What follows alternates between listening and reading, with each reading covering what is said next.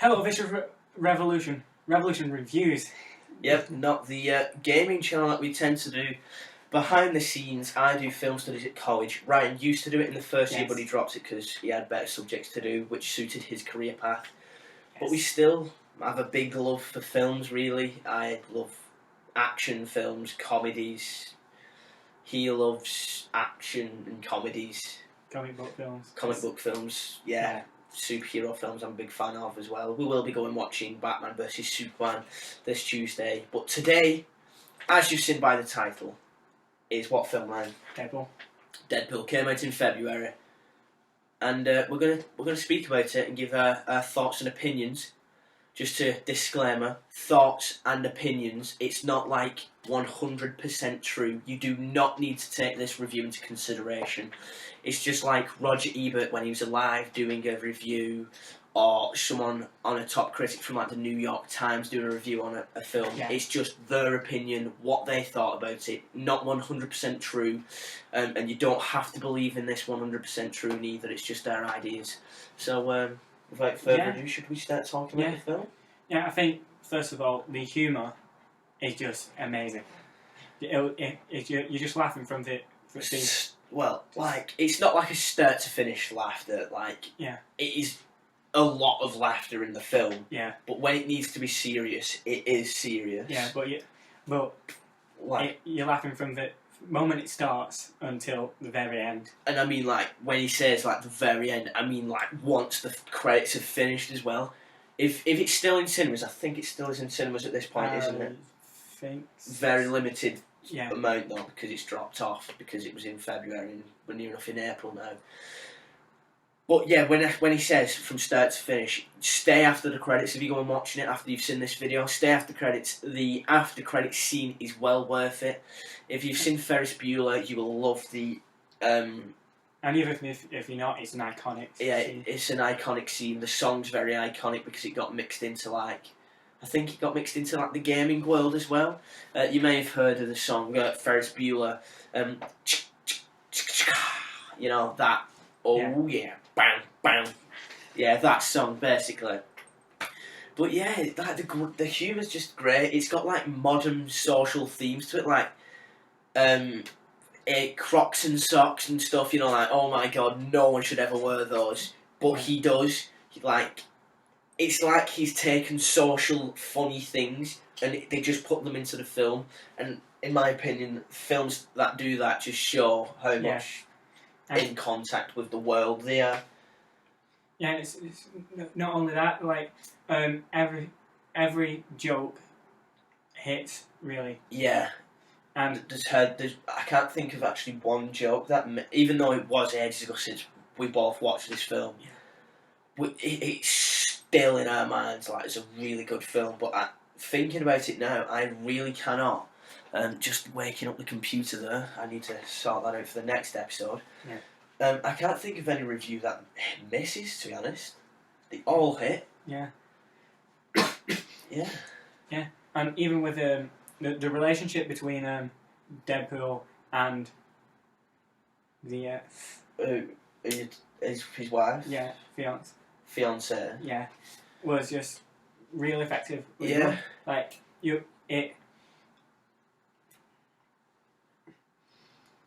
it showed that they really did care of each other in a very short amount of time. Yeah. And also showed how long their relationship with the montage. Yeah, because it went through all the different summers, seasons of a year as well, which made it funny. If the lighting changes, just to interrupt, it's because obviously you can see over here, the sun keeps going away behind clouds and stuff. But back onto Deadpool. But yeah, it passes through the summer scenes pretty quickly, and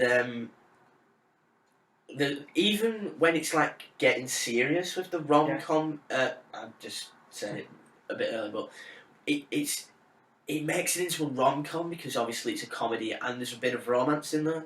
When it's like being serious with the romance, trying to is developing the character of Wade Wilson before he became Deadpool. There's even comedic value to that bit as well.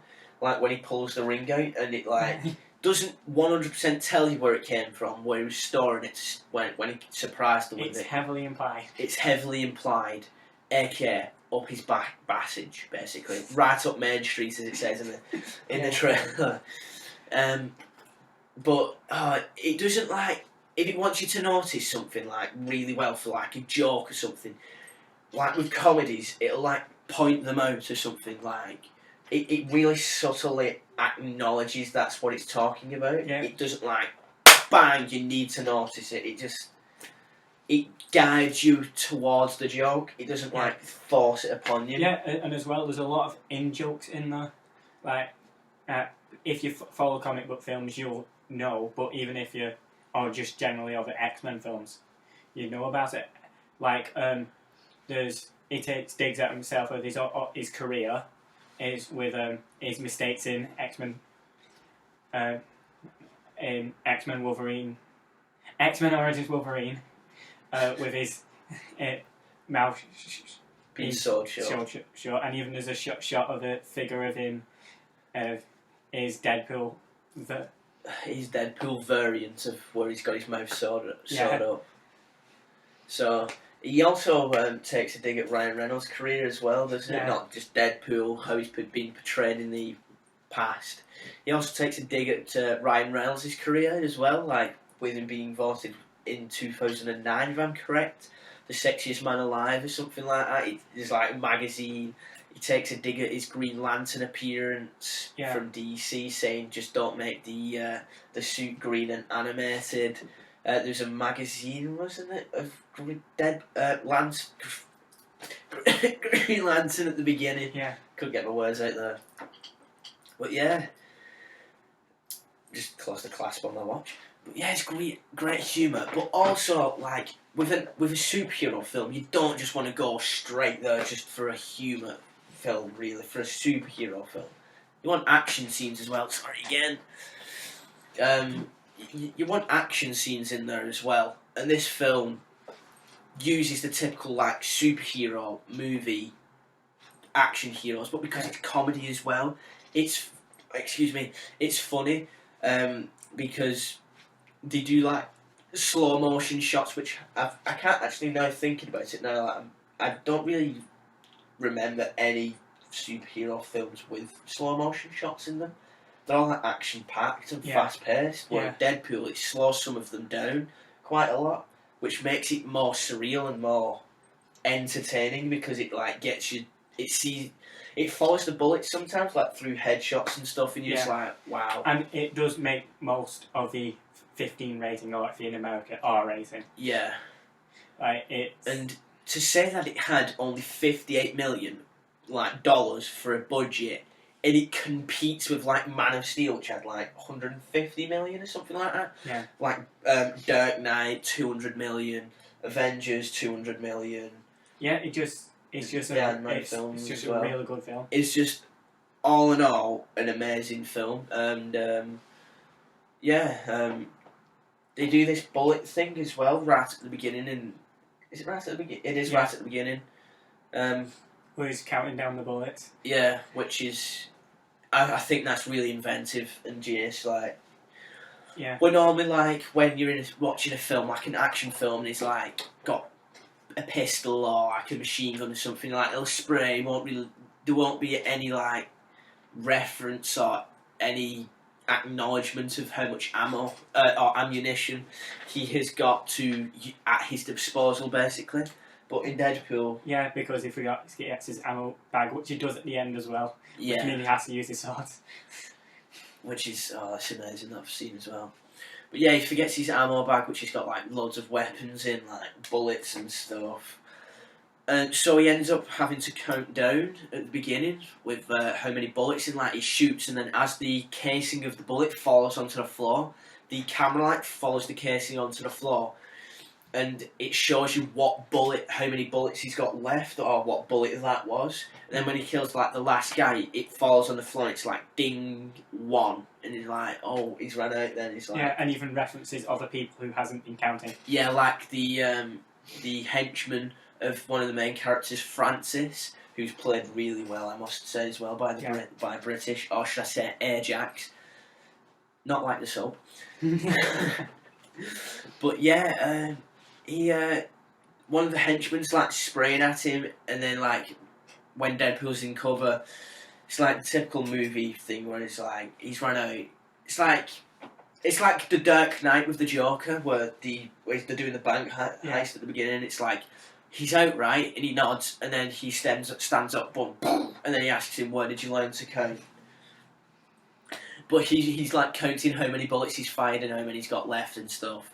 So he like shoots, and he knows he's run out of ammo, so then he pops up and he goes bang, and then he goes, "Someone wasn't counting, but we were." And then he like turns to another point of the film that we absolutely adored, because he turns at that point and what does he do, Ryan? Fourth wall break. He does a fourth wall break. He even does a fourth wall break within a fourth wall break. That's like 16 walls. Yeah. He literally. Oh, I need to sort the time for this out. But yeah, it does it so well, breaking the fourth wall. I almost think it should have done better than it did. Like money wise, it did extremely well. Made its money back tenfold. Like it made over 10 times its money back. Yeah, but at the same time, like it's an art and it did successful art, but not every single film should be an art. I think it should. Like, I think it should. Deadpool film should be, but not every film should. Okay, Deadpool did well as a. No, I don't think every film Deadpool's in, like say if he's in like X-Force film. I don't think that should be in there, but I think standalone Deadpool movies definitely should. Yeah, I'm saying Deadpool should be 15. Stick to its origin, but or more than 15. I'd be happy with an 18. Maybe, yeah. No, I mean, like after the impact of Deadpool, other people saying other comic book properties should be 15. Yeah. And like, you don't. Like, cause you don't need to. No, you don't need to, because the Avengers does it pretty well, and that's a 12A, isn't it? Yeah. Or a 12 sometimes. And there's like saying that Iron Man as well. Yeah. But those films did fine. They didn't need to be 15. No, I think the main thing is like with Batman, but I don't think it needs. Yeah, with Batman, there needs to be 15 because, like, the whole persona of Batman's supposed to be dark, isn't it? Yeah. Like, not so sure about Superman, Man of Steel. Don't get me started on that one. Not a big fan. He is, sort of. Yeah, there may be a bit of a debate on Wednesday when we do the review of Batman vs Superman. There may have to be a bodyguard in between us. Yeah, because I'm not a big fan. I'm going to give it a shot. I'm not going to be biased towards it, but that's for another video. But Ryan Reynolds, what can we say about Ryan Reynolds? He was born to play. He was born to play Deadpool.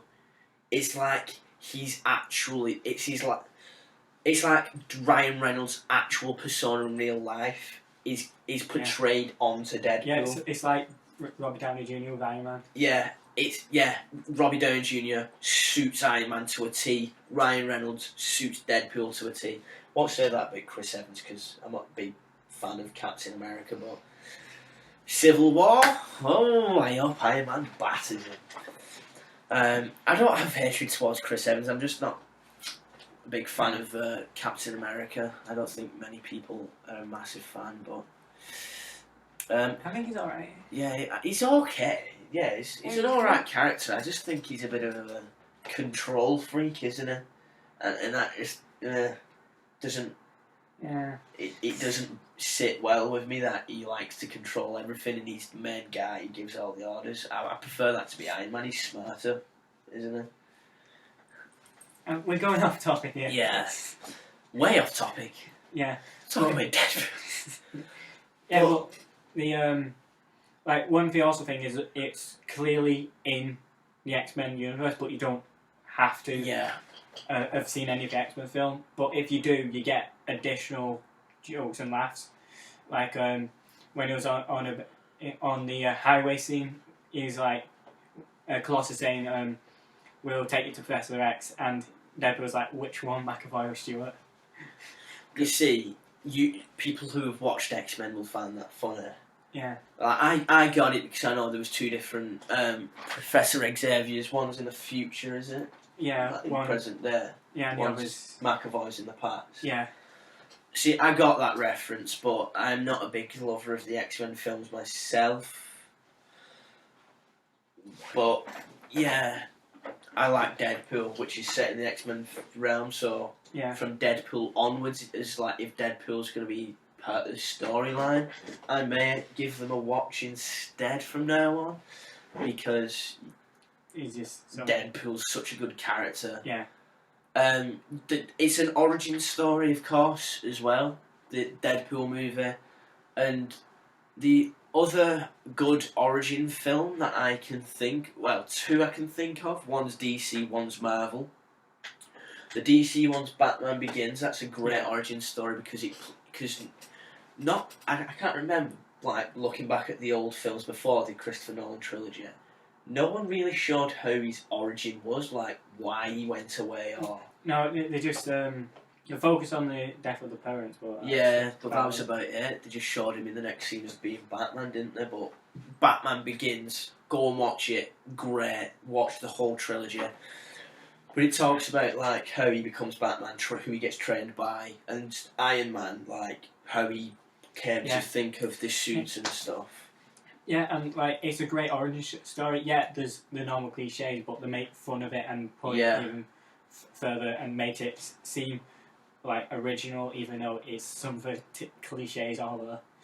Yeah, it like takes like the original origin story, but like just smashes humour against it. Like it's like, yeah, we'll do that origin story, but we need it to be humorous, and it works. It just works. It's amazing. I cannot big this film up as much as my vocabulary. I can't even say vocabulary. There we go. Vocabulary will allow me to. Oh, it's just, yeah. So hopefully you enjoyed this video. We really enjoyed it. We've been elaborating about this film for near enough about 15 minutes now, or a bit more.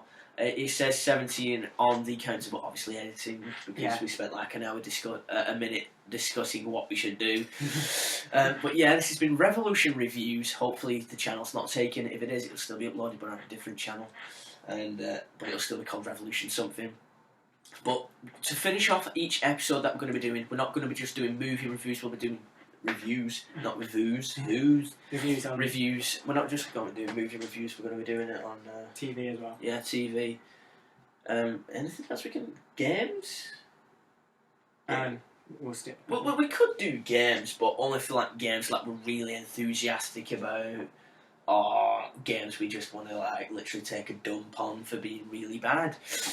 That won't be too often though, because I'm not really someone that likes to criticise games that much, because I don't like to get in on that bandwagon as much. Like movie, I'm very passionate about.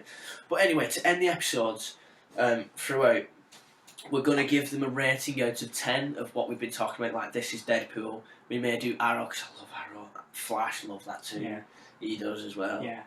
He loves Flash more. Bit critical there. Not critical. Difference of opinions. Difference of opinions. Conflict of interest. That's what I was looking at. Right. That's what I was looking at. But anyway, gonna wake the MacBook up for, oh my gosh, 15% of the battery we've drained just talking. But I'm gonna let Ryan, because he started the video off. Yeah. We'll do our ratings. So I will give this like a 9.1 out of 10.